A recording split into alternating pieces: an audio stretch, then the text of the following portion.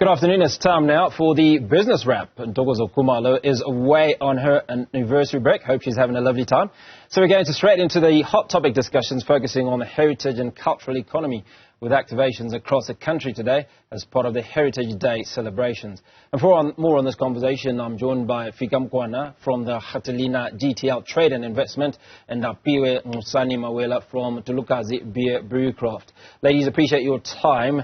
Thanks so much for joining us. I suppose the conversation is starting off with the Township Economies conference, which I know you're both involved with.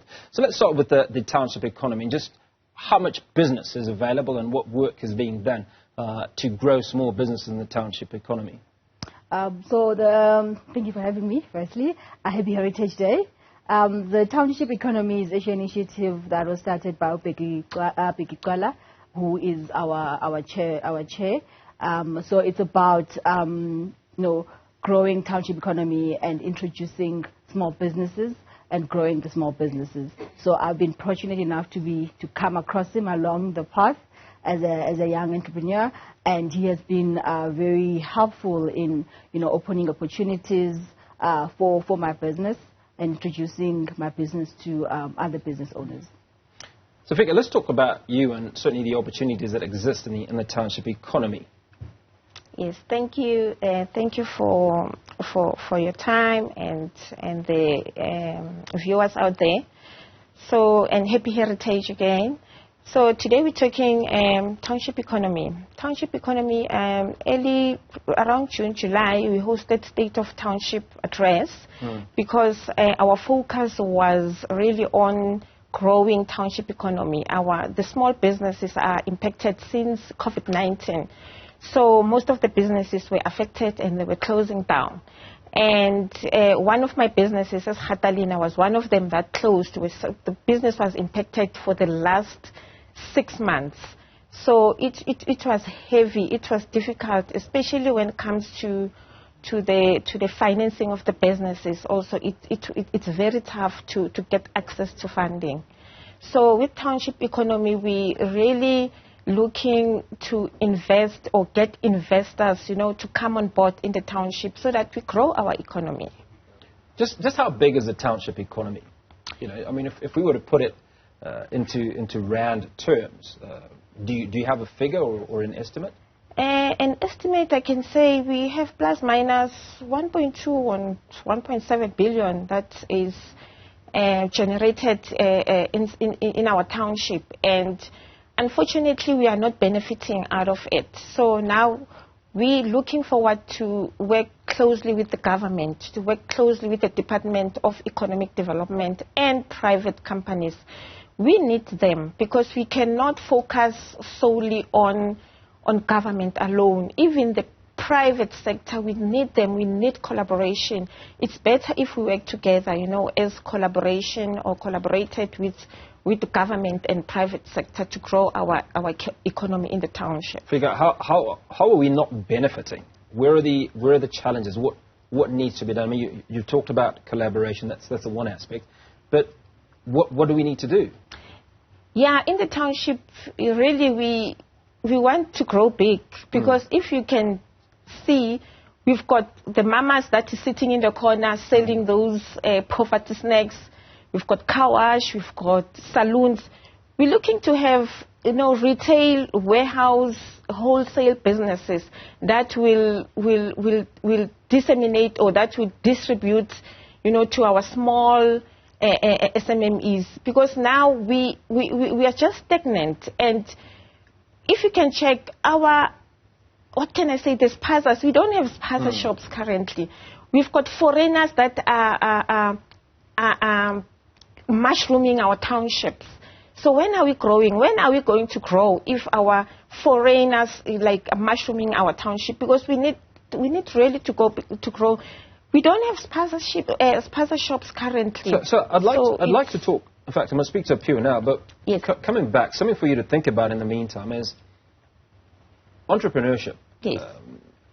Or the culture of entrepreneurship. You talk about foreigners coming in. A lot of the Asians that come in and they set up the spazas because it is what they know. Is it what we know? What do we know? You know, where are the talents or the innate abilities? You know, what are the things that we're able to do to grow township business? But that's a thought for you before we speak to Apiwe. Apiwe, you've got a brew in front of you, which speaks to your brand, Tolokazi Beer Brewcraft, I understand. Mm-hmm. Speak to us about it. So yeah, today I brought you some kombucha, which I'm hoping you're going to try. So I'm a brewmaster. Not if I want to keep my job. Spirit of Heritage Month. So this is, so I'm a brewmaster. I make beer for a living. But for me, having trained as a brewmaster to make clear beer, I always felt that, you know, it is also my duty as an African to know about traditional African beer making and also showcase and teach people on that. So I do a lot of master classes. I also link Mkombothi to tourism, that it actually is an enabler to local tourism, that we need to have young people knowing how to brew beer, which talks to creating you know, employment, and then linking it to establishments in the townships, and how do we actually showcase all that together to actually celebrate Africa. So, Fika talked a little bit about collaborations. Are you collaborating with the bigger brewers in order to grow your footprint? Is this an option? How are you growing your brand? Yeah, so the big brewing companies are actually obviously open to growing the economy, growing the beer industry as a whole. We collaborate through associations like the Beer Association of South Africa. We also have the Craft Brewers Association of South Africa, with the many initiatives that are ran through there, but also through the Township. I think that's how I got in touch with Becky, is seeing how we can you know, link it with the taverners, because as Ufika said earlier on, in the townships we so speak to us specifically about how you were doing it. I'm more interested in the practical side. Yeah, you know, what have you done? What are some of the challenges that you faced? I mean, you're a young woman. You're an entrepreneur. You were brewing beer. Yes. You know, it's not typical of a young woman to go into the sector. So let's talk about those challenges, and you know, how many businesses have been welcoming. How many taverns have said, you know, we absolutely love your product. Let's. Okay, not many, but you tell us. No, it is. It's still work in progress, to be honest with you. I think for me, to be honest, I've been working this journey I started in 2015. So it has its own ups and downs.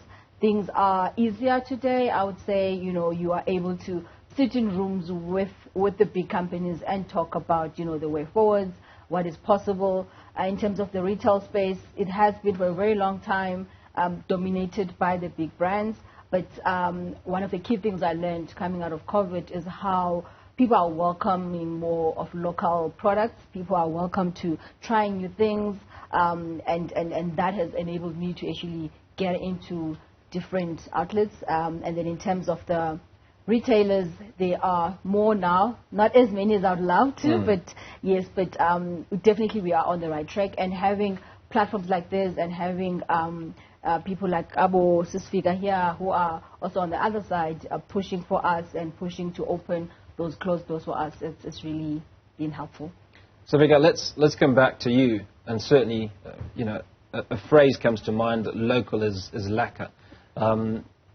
Do we appreciate in the townships the local products, or the local creations and the local inventions? Yes, we do appreciate, but it's a matter of raising an awareness. Like, you know, Kombothi is part of our culture, our heritage. Really, we need this. We really need this. So it's our culture, it's part of our spirit. And when we need to speak to our ancestors, we need to shisa in paper and have this Kombothi on board. That's how your ancestors listen to you. So we really need to raise an awareness, especially in the young generation that is coming up now. So because now we can see that they really not focusing on our tradition. So it's a matter of collaborating. I'm coming back again. Collaboration on which is Sustainable Development Goal on 17. So we need to collaborate with Department of Arts and Culture, and us, businesses, and I'm also part of tourism. and Heritage Association in the city of Ekurhuleni, whereby we come together, we raise an awareness so that our young generation understand what is culture, what is tourism, what is heritage. Now, with culture and tourism come issues around service delivery. And as we wrap up, Apiwe would like you to respond to that. The one advantage that the bigger brands have is their ability to service their customers and to service them well. Is this something that we're offering? Because sometimes it's not about the price, you know. Price is not a factor. Sometimes about the quality of service. It's about the experience. You know, do we give our local customers that experience that they're looking for that compares with the bigger brands? We strive to. And I think what you notice is, like, I'm sure you've traveled. If you go to like countries like Germany, Belgium, they pride themselves with their local offerings. But what we find in South Africa is, I think it's a two-way thing where, as producers and also the consumers, we need to also take pride in what is locally ours. And that is what I'm championing in the beer space, to say we need to take pride in our own indigenous African beers, not only Mkomboti, but through the brand Tolokazi, I brew sorghum beer, where I showcase how sorghum can be used outside within the clear beer space. And it's about the consumers and our locals actually appreciating that and realizing that, you know, that is another way of celebrating who we are as Africans. It's not just about the clothes or the 24th of September. It should not end on this day. It should be a continuous thing that we strive to do. I think as we wrap up the conversation, words of advice, inspiration to young entrepreneurs, women and men alike out there on this Heritage Day? Yes, on this Heritage Day, I would like to say to all the youth, and on the 27th September of this coming Wednesday is a World Tourism Day. So we are incorporating with heritage and culture.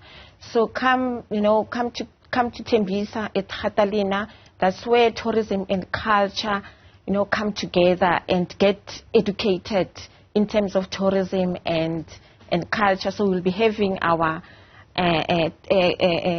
heritage, you know, parade, cultural parade with different colors, different cultures coming together, celebrating tourism as well, tourism on the 27th. Fika Mokwana from the Gatalenna GTL Trade and Investment, and Apiwe Nxusani-Mawela from Tolokazi Beer Brewcraft. Appreciate your time. Thank and once you. again, happy Heritage Day. Yeah.